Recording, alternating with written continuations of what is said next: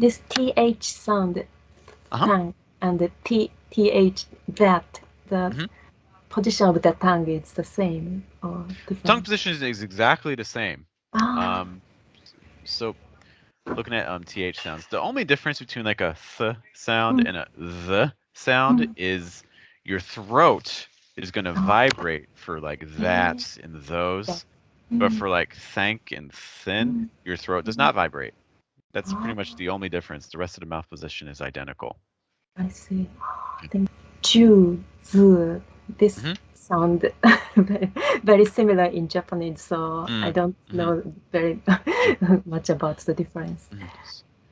So you mentioned like the j sound and the z sound sound similar to Japanese. A ch sound and a j sound is pretty much the same mouth position. It's just, again, kind of like what we saw with the ths. Like a ch sound is voiceless, but the j sound is voiced. So you're just vibrating your throat. Okay. Whereas for the s and the z, again, it's the same mouth position, but the s sound is voiceless and the z sound is voiced. So what I would say is that let me give you back your screen a moment. Come on a second. So one thing is like when you're making that like that s sound, you can use the tip of your tongue and press it up against the top of your mouth, right around where your tooth and your gum make contact. So press your tongue there, like okay. And you can also do that again for the z sound if you make it vibrate. It's like z. Can you try doing that for me? Z. Okay, so what I would say is it could be that you're pressing too hard. Can you press a little bit more lightly? Can you do more z? And how long can you hold it for? Can you do like z? Sound a little bit better. So I would experiment. I would try pressing really hard, and then I would also try pressing really lightly to see which way you can get it to sound more natural. Because my guess is that you're either pressing too hard or you're not pressing hard enough. It's probably one or the other. My guess is that you may be pressing too hard because you're like really focused on it. So instead of doing like zzz, it's more zzz, zzz. Air should always be able to move through. If you're blocking the air entirely, you're pressing too hard. I see. And then for like the here we have like the j sound, j. Something that can be helpful is instead of using the tip of your tongue, like right there, try to use a little bit behind it. Use more like the front of your tongue, like kind of like around there to make that contact, like j. Yeah, already that sounds a little bit better. One thing that can make that easier too is the very tip of your tongue. You can press it against the back of your bottom front tooth, so then the middle of your tongue has to make contacts, like j. So let's try just switching it from those really quick. Can you do like z, j? Okay, so I do want you to continue practicing, especially that z sound. But the difference was much clearer there. I could really hear the difference between the j and the z sound more. Thank you. Yep. L and R, the tongue position is very different, but I'm not very sure. I mean, L's are tricky because we could spend hours just talking about them. But some quick things. Let's start with the L. Can you say like luck for me? Luck. Luck. Okay. Can you say life? Life. Life. Okay. Can you say those together? Can you say luck, life? Luck, life. Okay. So how are you when you're making that L sound? Where is the tip of your tongue? The back of the upper teeth. Great. Yeah. And that's for those L sounds, that's where you want it to be. So those are sounding pretty good to me. Let's try a different word now. Can you say sell? Sell. Can you say sell again? Sell. Sell. Okay. Where's the tip of your tongue on that? Sell. When you say the L. Sell. It doesn't touch any.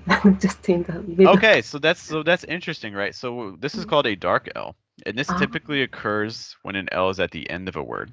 Okay. So when the L usually is at the end of a word, you don't make that L sound. Instead, you kind of do the opposite. You lower the front of your tongue and you raise the back of your tongue. So instead of doing like a L sound, you get almost like this O sound. O. So like sell, sell. Sell. Yeah. So you don't actually want to make contact. So it sounds like you're doing what you need to do there, which is great. Okay. So again, that's going to be really common at the end of words. Usually when a word ends on an L, it's not making that L sound, it's making more of an O sound. Okay. Thank you. Let's talk now about, or before I do that, do you have questions for me about the L sound? Does that make sense? Yes. Okay. For the R sound, can you say row? Row. Can you hold that R even longer? Row. Row. Okay, I think that sounds pretty good. Can you say R for me? R. R. Can you say row R? Row R. Can you say that one more time for me? Row R. Row R. Okay, to me your R in row sounds a little bit different than your R in R. When, in theory, these should be more identical. Okay, so I know you can make an R sound because I think when you're saying row, it sounds pretty good. So what we can do for that, can you say R, R, R, R, R? Can you repeat that like 3 times for me? R. R. R. Okay, so it sounds to me like R. It sounds to me like a lot of your R sounds are coming from like around this area. That's what it sounds like to me. I don't know. You can tell me if it feels like it's coming from higher or lower. You can let me know. But it sounds to me like it's coming from like around here. Can you say R again for me? R. R. R. Okay, so you're staying really around here. Have you ever heard of placement before? Placement? Have you heard of placement before? No. No. Okay, cool. So placement basically means where are you sending the sound from? Okay. Different languages have different placements. Japanese's placement is really high. Like a lot of your sounds are coming from around here. To give you an example, can you say E for me? E. E. Okay, so I'm here E. I'm way up here.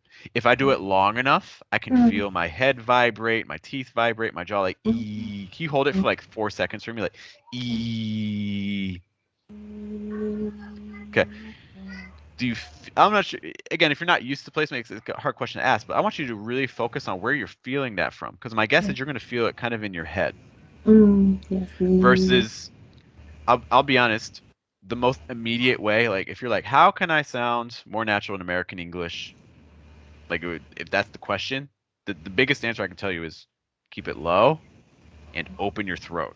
It's 2 things. Coming from down here and let as much air through your throat as possible. So like instead of saying like E, it's more, in American English, it's more E, E. Can you hear a difference between E and E? Very different. Okay, that's the biggest difference. Honestly, like if you're able to just pronounce every sound from down here, you'll automatically sound more natural in American English. It's easier said than done because it's a completely new way of talking. But honestly, that's the biggest thing for American English is trying to get it low. So to go back to your R sound is coming from up here. I think that you may have the right mouth position, but your placement's too high. So you're getting like this R versus R. R. Yeah, that's already sounding a lot more natural. Okay. So some things you can do to practice are exercise where like just say the sound high and then try to lower it, like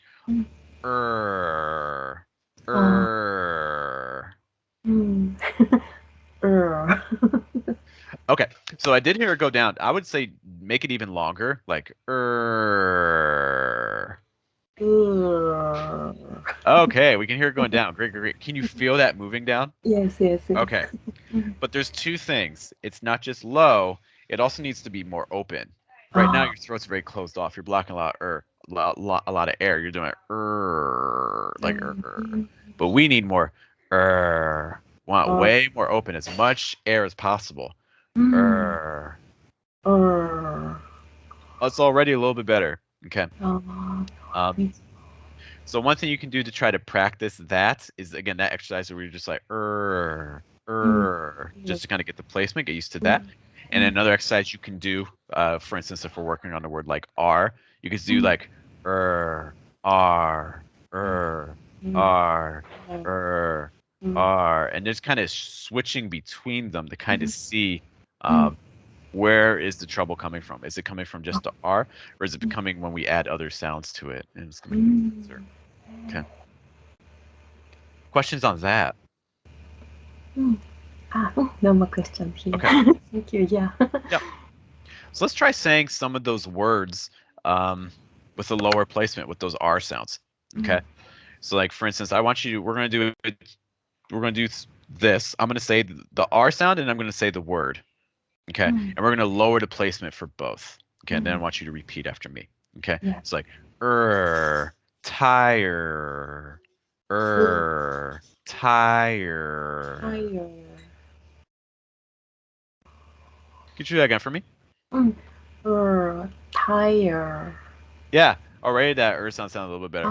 I do want you to keep practicing it, because I do think it's something that we can make a little sharper, but that's kind of the general idea. Okay? Yeah, thank you. All right. Let's do this. I know we're running up against time. I do have to run to my next class, but we didn't get to the vowel sounds today, but I think we still gave you lots of things to take a look at. For TH sounds, for R sounds, for L sounds, for ch sounds, and j sounds especially. Yuki, did you have other questions for me about anything? No more questions. Thank you. All clear. Great. Actually, for the channel, the next video that I'm actually sending out today is actually all about L and R sounds. So if you're looking for more practice, that could be helpful.